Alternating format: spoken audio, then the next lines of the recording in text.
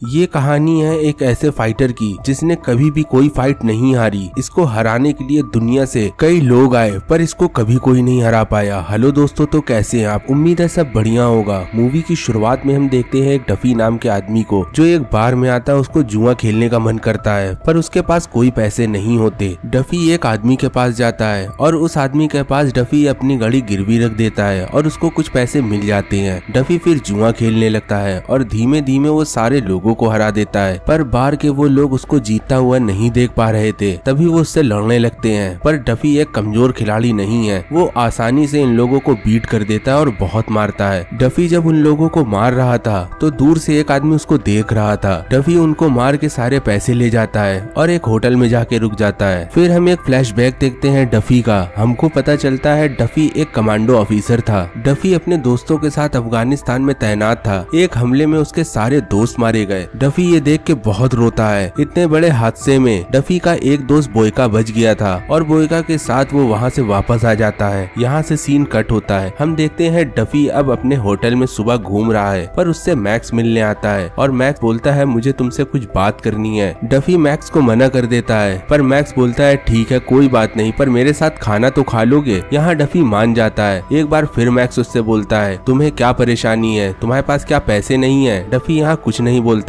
फिर यहाँ मैक्स बोलता है क्या तुमको कुछ पैसे कमाने हैं? डफी एक बार फिर मैक्स को मना कर देता है पर मैक्स बोलता है चलो एक बार तुम देख तो लो आखिर वो पैसे कैसे कमाने होंगे। दरअसल मुझको लगता है कि तुम एक बहुत अच्छे फाइटर हो, क्यों ना तुम इस फाइट से कुछ पैसे कमा लो। चलो मेरे साथ चलो, मैं तुमको कुछ दिखाता हूँ। मैक्स डफी को एक डोनल नाम के आदमी के पास ले जाता है। दरअसल डोनल अपने एरिया में इलीगल फाइट करता था। उस फाइट से जो पैसा आता था वो बहुत सारा था। तभी मैक्स डोनल के पास जाता और बोलता है मेरा ये बंदा है, इससे कोई भी लड़ सकता है। यहाँ डोनल उस बोलता है इसको ले जा नहीं तो मारा जाएगा। डफी मैक्स की ये बात सुनता है तो नाराज हो जाता है और डफी वहाँ से जाने लगता है, पर यहाँ डोनल उसको उलपटांग की बात बोलता है और बोलता है तू कायर है, यहाँ से चला ही जा नहीं तो तुझको मार दिया जाएगा। डफी जब डोनल की ये बात सुनता है तो उसको गुस्सा आ जाता है और वो तैयार हो जाता है लड़ने के लिए। डोनल अपना सबसे तगड़ा फाइटर उसके सामने भेजता है। डफी ने एक पंच मारा और वो फाइटर जमीन में गिर जाता है। ये सब देखते रहते हैं, तभी एक सायरन बजता है। वो सायरन पुलिस का था। दरअसल ये फाइट इलीगल थी और वो सभी लोग भागने लगते हैं। डोनल मैक्स को पैसा देके वहाँ से भाग जाता है। मैक्स डफी को कुछ पैसे देता है तो डफी बोलता है ये क्या है? तो यहाँ मैक्स बोलता है तुम्हारा हिस्सा है जो तुमने अभी जीता है। मैक्स डफी से कुछ सवाल पूछता है और बोलता है आखिर तुम कहाँ रह रहे हो? तो डफी बोलता है जहाँ से तुम मुझको लाए हो, मतलब मैं होटल में रह रहा हूँ। मैक्स डफी से बोलता है नहीं, अब तुम वहाँ नहीं रहोगे, तुम मेरे दोस्त हो, तुम मेरे घर में रहोगे। फिर मैक्स बोलता है नहीं, मेरे घर में तो जगह नहीं है, मैं तुम्हें अपने बहन के घर में रख दूं, क्या चलेगा? डफी मैक्स से कुछ नहीं बोलता। फिर मैक्स अपनी बहन के घर ले जाता है डफी को। हम देखते हैं मैक्स की बहन रेचल को जो अपने बॉयफ्रेंड को अपने घर से धक्का दे के बाहर निकाल रही है। दरअसल रेचल की एक बेटी है और रेचल का बॉयफ्रेंड उसकी बेटी को बहुत ज्यादा परेशान कर रहा था। रेचल का बॉयफ्रेंड रेचल के ऊपर हाथ उठाता है, तभी डफी आके उसका हाथ पकड़ लेता है और उसका हाथ तोड़ देता है। यहाँ से वो आदमी भाग जाता है। फिर मैक्स बोलता है ये मेरा दोस्त है और आज से ये यहीं रहेगा। रेचल तो पहले मैक्स को चिल्लाती है और बोलती है अगर इस आदमी ने मुझको परेशान किया तो मैं इसको तुरंत भगा दूंगी। डफी यहाँ शांत खड़ा था और मैक्स बोलता है ओके ठीक है, तुम्हें जैसा करना हो तुम करना। फिर यहाँ से सीन कट हो। हम देखते हैं मैक्स को जो एक आदमी से बात कर रहा है। इस आदमी का नाम पार्कर है और मैक्स उससे बोलता है मेरे ऊपर तुम्हारा बहुत कर्जा है और तुम्हें भी अच्छे से पता है कि मैं वो कर्जा अदा नहीं कर सकता, पर हाँ एक चीज मैं जरूर कर सकता हूँ, अगर मेरा फाइटर तुम्हारे फाइटर से हारता है तो मैं पूरी जिंदगी तुम्हारी गुलामी करूंगा और अगर मेरा फाइटर जीत गया तो मेरा कर्जा भी माफ होगा और ऊपर से तुम मुझको पैसे भी दोगे। यहाँ थोड़ी देर तो पार्कर सोचता है, फिर उससे बोलता है ठीक है, अपनी बात में कायम रहना। यहाँ पास सीन कट होता है। हम देखते हैं डफी को जो रेचल का घर साफ कर रहा था। रेचल जब डफी को देखती है तो उसको बहुत अच्छा लगता है और डफी से बोलती है मैंने जैसा तुम्हारे बारे में सोचा था तुम वैसे नहीं हो, आज रात का खाना तुम मेरे घर में ही खाओगे। रात के खाने में वो तीनों लोग बैठे होते हैं। तभी यहाँ मैक्स आ जाता है और मैक्स डफी को वो सारी बात बताता है जो अभी पार्कर से करके आया है। यहाँ डफी बोलता है मुझे पैसे की कोई जरूरत नहीं है और ना मुझको कुछ लालच है। मैं जो पार्कर के आदमी के साथ फाइट करूंगा वो बस केवल तुम्हारे लिए, क्योंकि तुमने मेरी बहुत मदद करी है। यहाँ पास सीन कट होता है। हम देखते हैं रेचल के बॉयफ्रेंड रिक को और उससे पार्कर कुछ सवाल पूछ रहा था और बोल रहा था आखिर मेरा सारा पैसा कहाँ है। यहाँ रिक उससे कुछ नहीं बता रहा था। तभी यहाँ लिंक नाम की एक पुलिस इंस्पेक्टर आ जाती है और वो रिक से बोलती है आखिर वो पैसा कहाँ है, अगर तुमने मुझको वो पैसा नहीं बताया तो मैं तुमको यहीं गोली मार दूंगी। रिक सारी बात बता देता है कि उसने वो सारा पैसा रेचल के घर में छुपाया है और फिर भी लिंक उसको गोली मार देती है और ये पार्कर देख के घबरा जाता है और बोलता है आखिर ये तुमने क्या कर दिया। तभी यहाँ लिंक बोलती है हमें केवल वो पैसा चाहिए और उस पैसे के लिए मैं किसी को भी मार सकती हूँ क्योंकि उसमें आधा हिस्सा मेरा भी है। हम देखते हैं दूसरी तरफ एक अरीना में फाइट चल रही थी और वो फाइट लड़कियों के बीच में थी। उस फाइट को लिंक्स भी देख रही थी।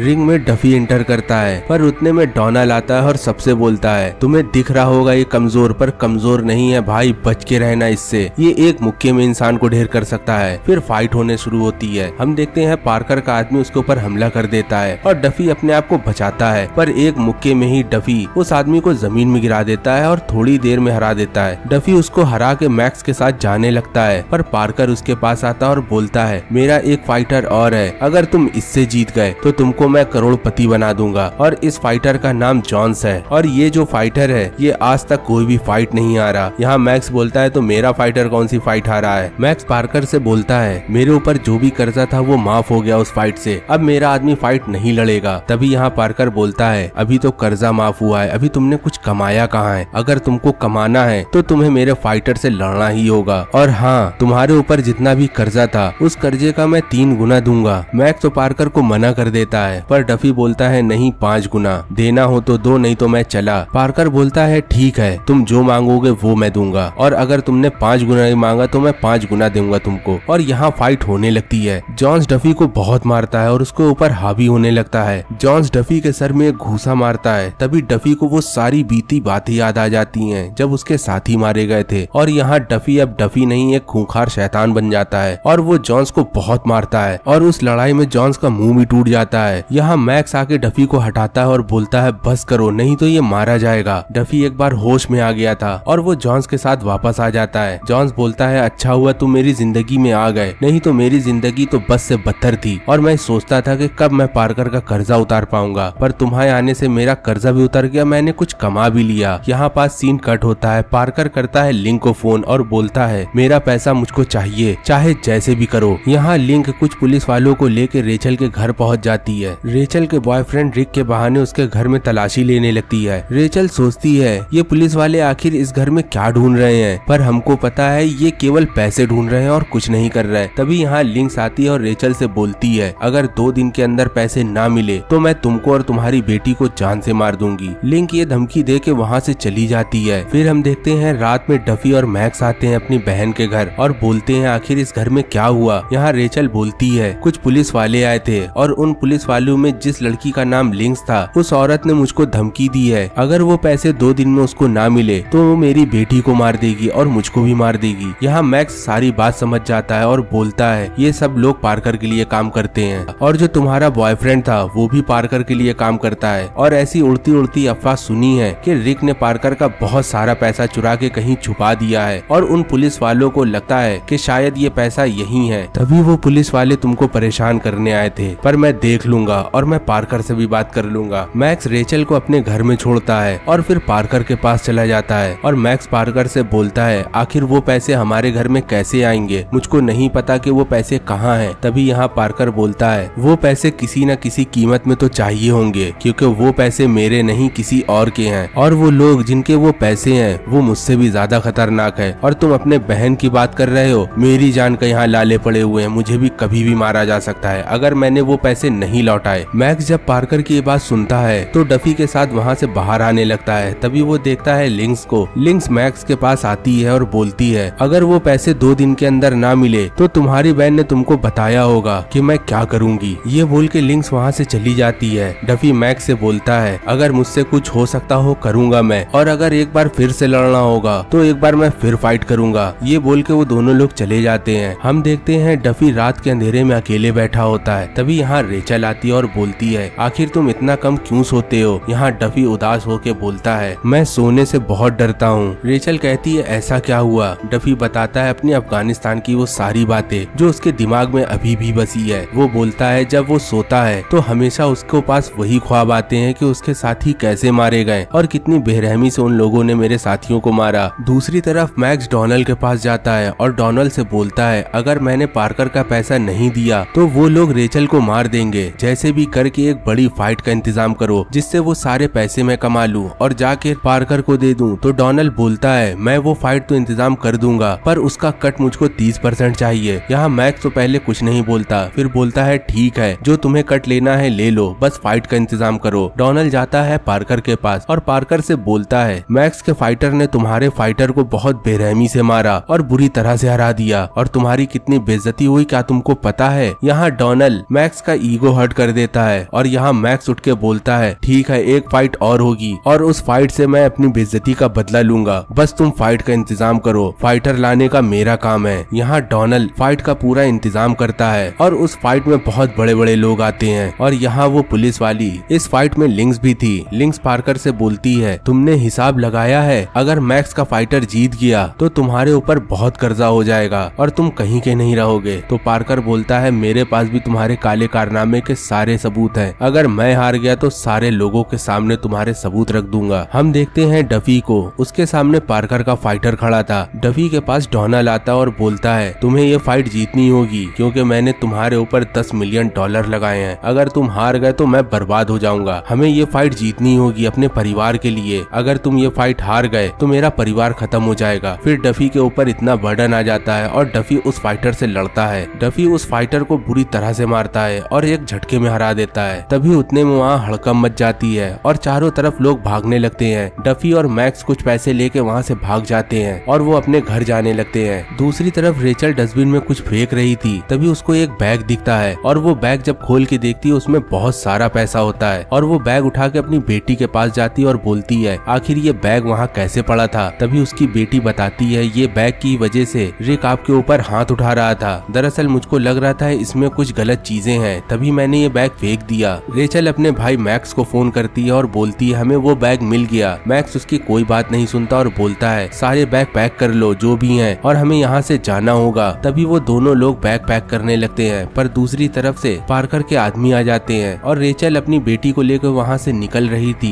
पर उतने में ही वहाँ गोली चलने लगती है। एक गोली रेचल की बेटी के लग जाती है। मैक्स और डफी आके देखते हैं तो एम्बुलेंस बुला लेते हैं, रेचल की लड़की को हॉस्पिटलाइज कर देते हैं। दूसरी तरफ हम देखते हैं मैक्स और डफी को। डफी अपने दोस्त बोयका को बुलाता है और सारी बात बताता है और बोयका से बोलता है मुझे कुछ हथियार चाहिए और हथियार का इंतजाम तुम करोगे। बोयका हंसते हुए बोलता है वो तो हथियार मेरी गाड़ी में रखे हैं और मैं कहाँ इंतजाम करूंगा, हमेशा मैं हथियार लेके ही चलता हूँ और हाँ मेरी मदद के बिना तुम वो काम नहीं कर पाओगे, तभी मेरी मदद तो तुमको लेनी ही होगी। तभी यहाँ डफी बोलता है नहीं मैं तुम्हारी कोई मदद नहीं लूंगा, मेरे सारे साथी मारे गए, अब मेरा केवल एक ही दोस्त जिंदा है और मैं चाहता हूँ मेरा दोस्त जिंदा रहे। बोयका बोलता है नहीं मैं आ रहा हूँ तो आ रहा हूँ। फिर वो सारे लोग पार्कर के पास जाते हैं और पार्कर से बोलते हैं आखिर वो औरत जिसका नाम लिंक्स है वो कहाँ है, हमें उसको खत्म करना है। पार्कर हंसते हुए बोलता है वो सारे लोग यहीं आ रहे हैं। तभी मैक्स और डफी और बोयका छुपने लगते हैं और उतने में वहाँ गोली चलने लगती है। बहुत गोली चलने के बाद लिंक्स अंदर आती है और पार्कर को गोली मार देती है और यहाँ बोयका भी जख्मी हो जाता है। फिर हम देखते हैं लिंक्स को जो मैक्स को पकड़ लेती है और उसको कंधे में गोली मार देती है और डफी से बोलती है शराफत से बाहर आ जाओ नहीं तो मैं इस आदमी को गोली मार दूंगी। मैक्स अपने जैकेट से एक रिवॉल्वर निकालता है और यहाँ वो लिंक्स को मार देता है। फिर यहाँ से सीन कट होता है। हम देखते हैं बोयका अपने रास्ते चला जाता है और डफी अपने रास्ते चला जाता है। रेचल को डफी की एक चिट्ठी मिलती है और उस चिट्ठी में लिखा होता है मैं वापस आऊंगा, मेरा तुम इंतजार करना और मुझको बहुत अच्छा लगा तुम्हारे साथ रह के। दरअसल रेचल और डफी आपस में एक दूसरे को प्यार करने लगे थे और यहाँ से ये मूवी खत्म होती है। अगर आपको इसके आगे की मूवी देखनी है और आपको जानना है कि बोयका के साथ क्या हुआ तो आप इस चैनल को सब्सक्राइब करके वीडियो को लाइक करें। कमेंट्स में आप इसका नेक्स्ट पार्ट लिखेंगे तो मैं बोयका की भी स्टोरी एक्सप्लेन करूंगा क्योंकि बोयका भी एक बहुत अच्छा फाइटर है। मिलते हैं हम लोग दूसरी वीडियो में, तब तक के लिए गुड बाय।